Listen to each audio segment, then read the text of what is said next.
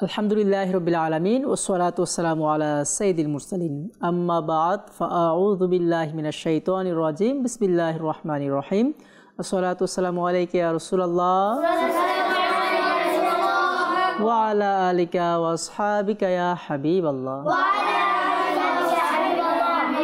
আসসালাতু ওয়াসসালামু আলাইকা ইয়া নবিয়াল্লাহ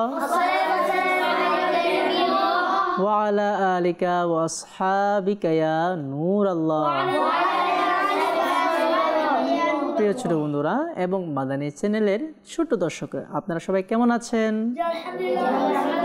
মাশাআল্লাহ, আপনারা ভালো থাকেন এটাই আমরা চাই, আপনার পিতামাতা এটা চাই আপনারা ভালো থাকেন। আল্লাহ পাক আপনাদের সবাইকে ভালো রাখুক, আমিন। প্রিয় ছোট বন্ধুরা, যেহেতু অনুষ্ঠান শুরু করেছি, আপনাদের শুভেচ্ছা ও মোবারকবাদ জানিয়ে মাহে রমজানুল মুবারকের মাদানী চ্যানেল বাংলার রমজান ট্রান্সমিশন ছোটদের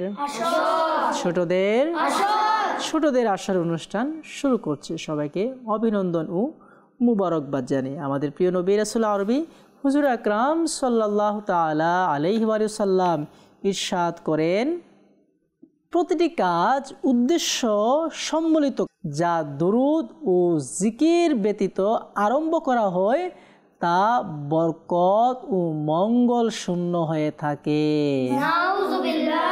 অর্থাৎ যে সকল কাজ উদ্দেশ্যপূর্ণ অর্থাৎ উদ্দেশ্য নিয়ে কাজ করেন, ওই সকল কাজ যদি জিকির এবং প্রিয় নবীর দরুদ ছাড়া আরম্ভ করা হয়, এতে কি থাকে? বরকত শূন্য থাকে এবং মঙ্গল থাকে না। মনে থাকবে, প্রতিটি কাজ শুরু করার সময় কি করতে হবে?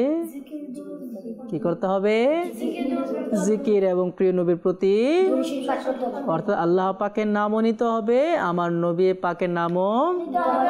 তাহলে এই কাজের মধ্যে কি পাওয়া যাবে?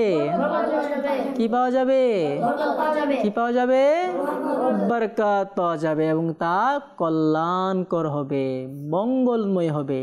আল্লাহ পাক আমাদের সবাইকে দুরূদ শরীফ পাঠ করার তৌফিক দান করুন, আমিন। প্রিয় ছোট বন্ধুরা, যেহেতু আমরা আসুন অনুষ্ঠান শুরু করেছি, নাত কে শোনাবেন? আপনার নাম? মোহাম্মদ আরাফাত আত্তারি। মোহাম্মদ আরাফাত আত্তারি। আরাফাত ভাই, আপনি কোন নাত শোনাবেন? তুমি খোদার প্রিয় হাবিব। মাশাআল্লাহ, আসুন আমরা শুনি। জি, শুনিয়ে দিন। সাল্লাল্লাহু আলাইকা ইয়া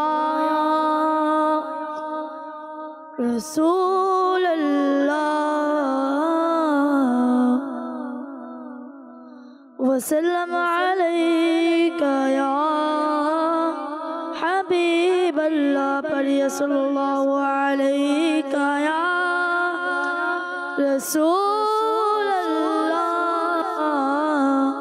ওয়া সাল্লাম আলাইকা ইয়া হাবিবাল্লাহ।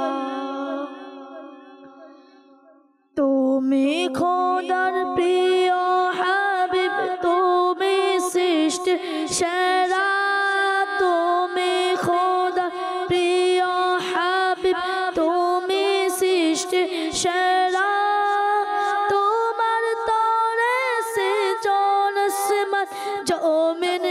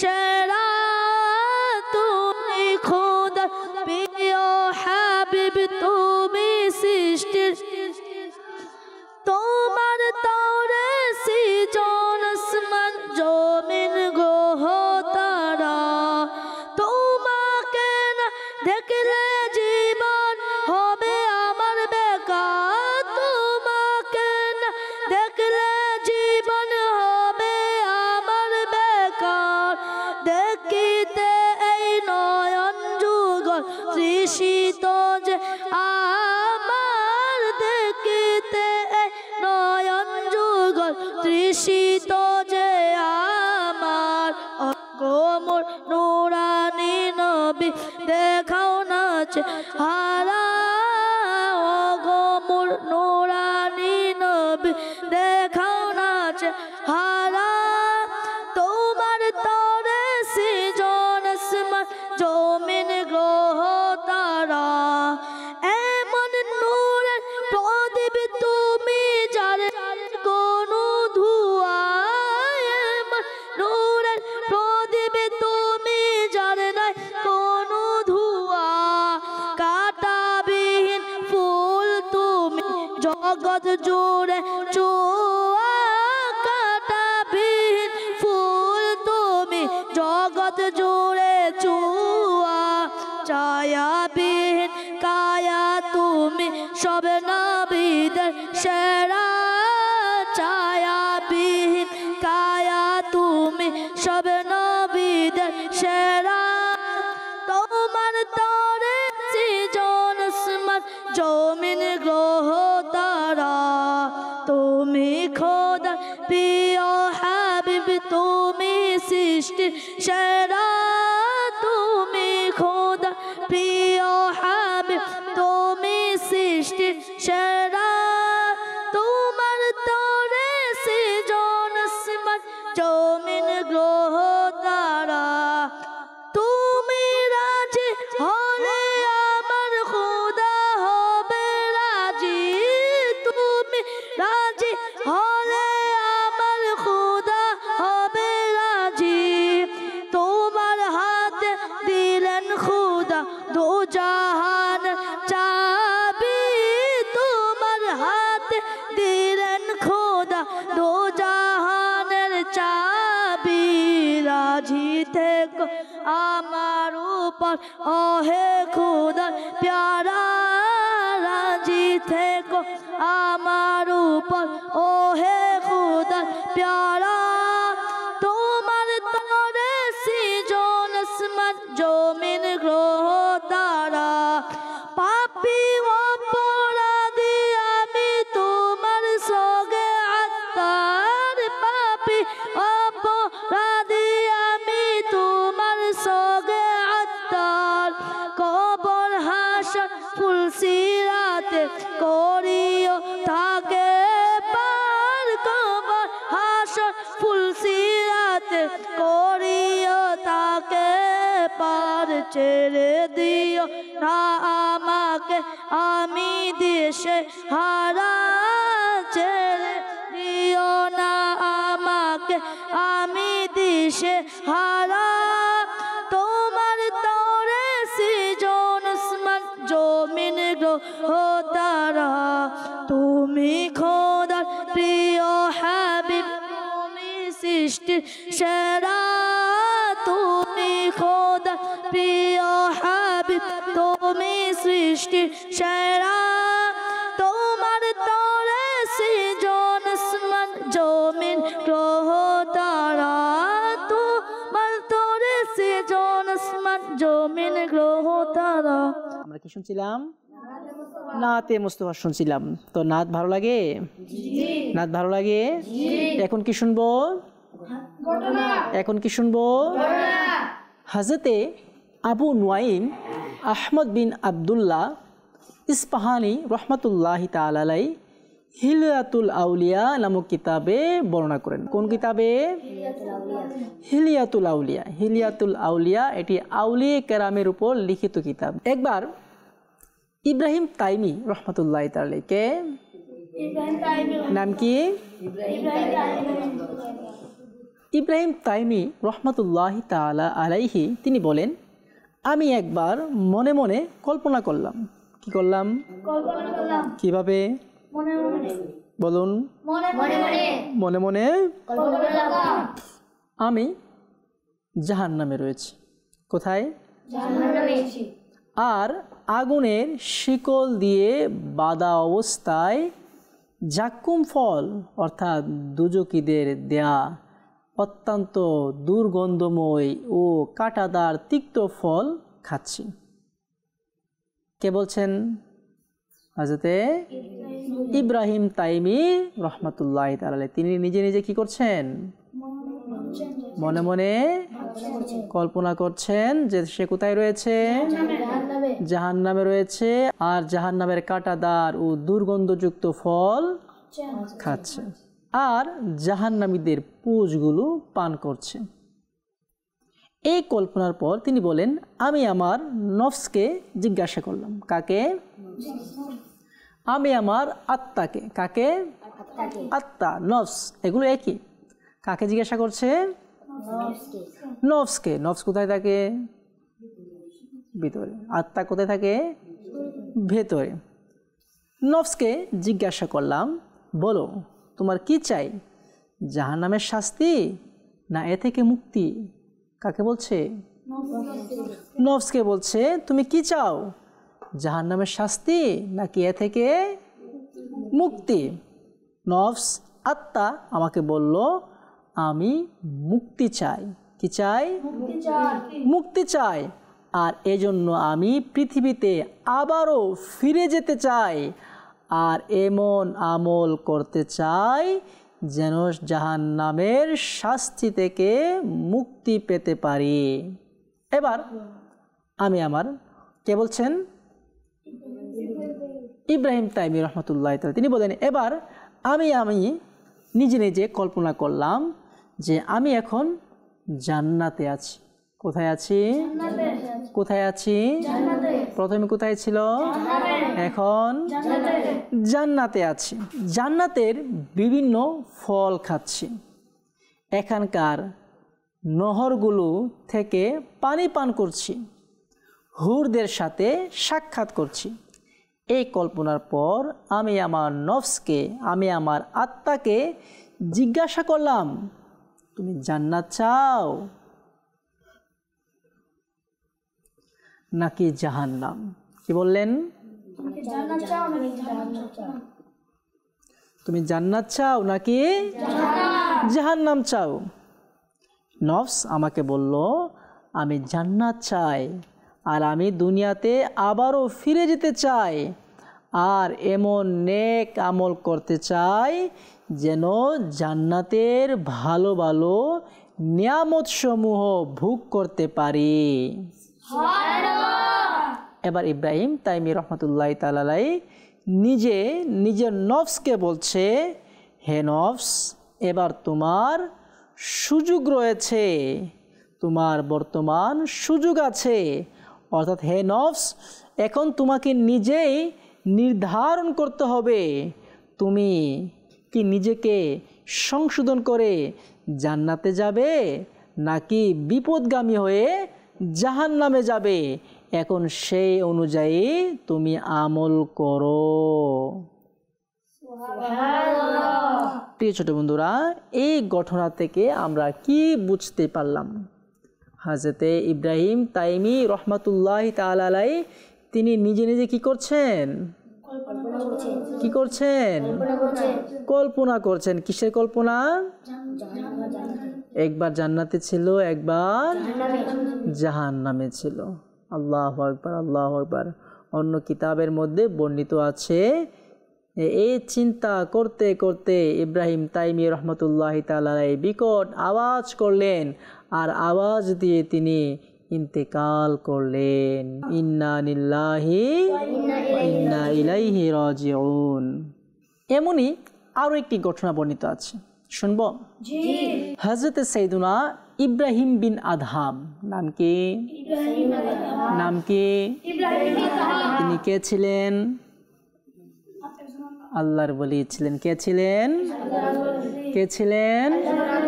আল্লাহ পাকের ওলি ছিলেন।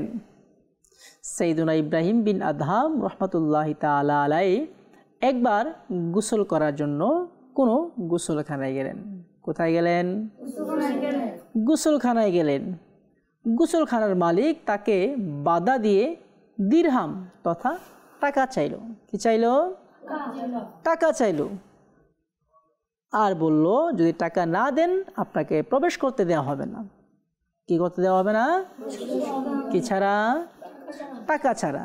আগের দিনে একসময় ছিল তেমন গোসলখানা পুকুর ছিল, সবাই কূপ থেকে পানি তুলে গোসল দিত। এখন বর্তমান যেমন সুইমিং পুল, কে দেখেছেন? অনেকে দেখেছেন সুইমিং পুলে, সেখানে কি করে? কি দিয়ে? টাকা দিয়ে না? সেখানে ঢুকতে হলে টাকা লাগে না? সুইমিং পুলে যেতে টাকা লাগে না? টাকা দিয়ে সুইমিং পুলে গোসল করতে হয়। তো তখনও এমন রীতি ছিল, ভালো গোসলখানা ছিল যেখানে মানুষ টাকা দিয়ে বলেন। তো সুইমিং পুলে গোসল দেওয়ার জন্য কি লাগে? কি লাগে? টাকা ছাড়া গোসল দেয়া যায় না। ঢুকতে হলে কি লাগে? টাকা দিয়ে টিকিট কিনতে হয়, ঠিক না? তো ইব্রাহিম বিন আদহাম রহমাতুল্লাহি তাআলা আলাইহি কোথায় গেলেন? এমন গোসলখানায় গেলেন। তো গোসলখানার মালিক কি বললেন? টাকা ছাড়া গোসল দেয়া যাবে না। একথা শোনার পর ইব্রাহিম বিন আদহাম রহমাতুল্লাহি তাআলা আলাইহি কাঁদতে লাগলেন। কি করছেন? কাঁদছেন, কান্নাকাটি করছেন। গোসলখানার মালিক দুঃখিত হয়ে বলল, আপনার কাছে যদি টাকা না থাকে কোনো সমস্যা নেই, আপনি টাকা ছাড়াই গোসল দিন। টাকা ছাড়াই অর্থাৎ ইব্রাহিম বিন আদহাম রহমাতুল্লাহি তাআলা আলাইহির কান্নাকাটি দেখে গোসলখানার মালিক কি বললেন? টাকা ছাড়াই আপনি গোসল।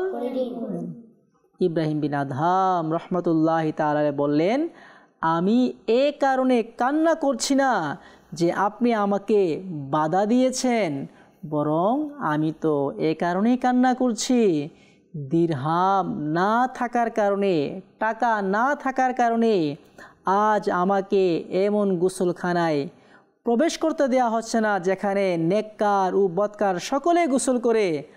হায় আফসোস, যেখানে কিয়ামতের ময়দানে আমার কাছে নেক না থাকার কারণে, আমল না থাকার কারণে যদি কিয়ামতের ময়দানে আমাকে জান্নাতে প্রবেশ করতে বাধা দেওয়া হয়, যা কেবলমাত্র নেককারদের জায়গা, তখন আমার কি অবস্থা হবে?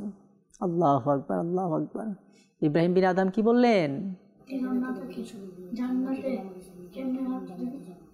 হ্যাঁ, আজকে দুনিয়াতে টাকা না থাকার কারণে বাধা দেওয়া হচ্ছে, যেখানে টাকার বিনিময়ে নেককার বদকার সবাই গোসল দিতে পারে। যদি কিয়ামতের ময়দানে নেকি না থাকার কারণে আমাকে জান্নাতে যেতে বাধা দেওয়া হয়, তখন কি অবস্থা হবে? তিনি এ চিন্তায় কাঁদতে লাগলেন। ছোট বন্ধুরা, আমাদের উচিত কি করা? নেক আমল করা। কি করা? কি করা? নেক আমল করার জন্য জান্নাতে আমাদের যেতে কোনো সমস্যা। আর যদি চাই বদ আমল করে, খারাপ কাজ করে, গুনাহ কামিয়ে জাহান্নামে যাইতে, এতে কোনো সমস্যা। ক্ষতি কার হবে? কার হবে ক্ষতি? নিজের ক্ষতি হবে। যে এমন করবে তার নিজেরই ক্ষতি হবে। এজন্য জ্ঞানী ব্যক্তিকে, যারা নেক আমল করে, তারাই হচ্ছে জ্ঞানী। আল্লাহ পাক আমাদেরকে বুঝার, আমল করার তৌফিক দান করুন। সাল্লু আলাল হাবিব সাল্লাল্লাহু তাআলা আলা মুহাম্মদ সাল্লাল্লাহু তাআলা আলাইহি ওয়া সাল্লাম। প্রিয় ছোট বন্ধুরা, আমরা কোরআন পাকের তেলাওয়াত শুনেছি, নাচ শুনেছি, এবং এখন কি শুনবো? হাদিস। কে বলতে পারবেন? সবাই পারবেন?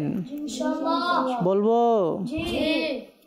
হাদিসে পাকের মধ্যে এসেছে, আল্লাহ হাবিব হুজুর করিম সাল্লাল্লাহু আলাইহি সাল্লাম ইরশাদ করেন, যে আল্লাহ পাকের পথে একদিন রোজা রাখলো। কয়দিন? একদিন রোজা রাখলো, আল্লাহ তাআলা তার চেহারাকে জাহান্নাম থেকে 70 বছরের দূরত্বে রাখবেন। কে বলতে পারবেন?